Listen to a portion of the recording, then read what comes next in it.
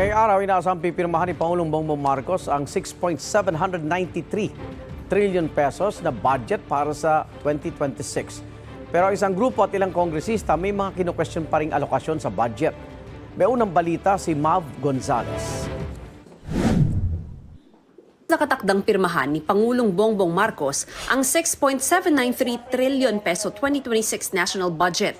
Sabi ng grupong bayan, ang budget anilay para lang sa mga kurakot na political dynasty, mambabatas, pinapaborang kontraktor at mga kapitalista. Sa National Expenditure Program pa lamang daw ng Pangulo, marami ng discretionary at lump sum item at mga allocable. Dinagdagan pa ito ng anilay pork barrel at patronage funds ng Kongreso. Tinukoy ng bayan ang 243 billion pesos na unprogrammed appropriations, 200 billion na soft pork na nakalagay sa mga programa tulad ng AIX, MAIFIP at TUPAD, bilyong-bilyong pisong halaga ng infrastructure projects at 11 billion na confidential at intelligence funds. Anila, kung may ilang item man na i-veto ang Pangulo, naniniwala silang ito ay para lang pakalmahin anila ang publiko, hindi para ireporma ang pambansang pondo. Kukwestiyonin din ni Caloocan City 2nd District Representative Edgar Erice sa Korte Suprema kung may unprogrammed appropriation sa budget. Ipupush ko yun. Kung hindi ibibito ng presidente, yun para magkaroon na ng definite na decision ang Korte Suprema tungkol dito sa mga unprogrammed appropriations. Yan yung aking purpose na questioning yan sa Korte Suprema para kung deklarang unconstitutional, hindi na magagamit yan sa mga susunod pa. Napakalaki raw kasi ng unprogrammed appropriations o yung mga wala pang tukoy na pagkukunan ng pondo. May mga inilagay dyan sa unprogrammed appropriations na dapat sana sa program appropriations na ilagay.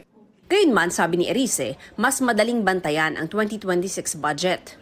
Compared to the 3 previous years' budget, yung 2026 budget ay malayo na mas maayos.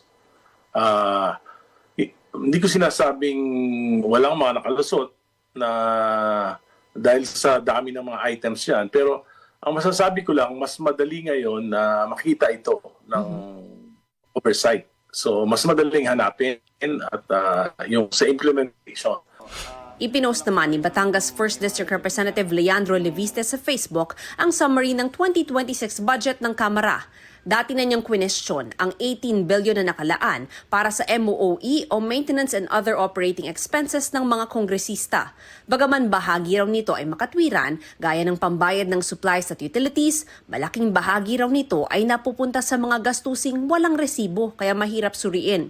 Ayon kay Leviste, nasa 47 million pesos ito kada kongresista. Kabilang aniya sa mga di kailangang resibuhan ay gastos sa biyahe, komunikasyon, training, scholarship, advertising, representation, at professional services. Hirit ni Leviste, kabilang barito ang sahod ng social media consultants o keyboard warriors. Umaasa si Leviste na ilalabas ng House Committee on Accounts ang detalyadong breakdown ng budget ng Kamara. Ito ang unang balita. Mav Gonzales para sa GMA Integrated News. Igan, mauna ka sa mga balita, mag-subscribe na sa GMA Integrated News sa YouTube para sa iba't ibang ulat sa ating bansa.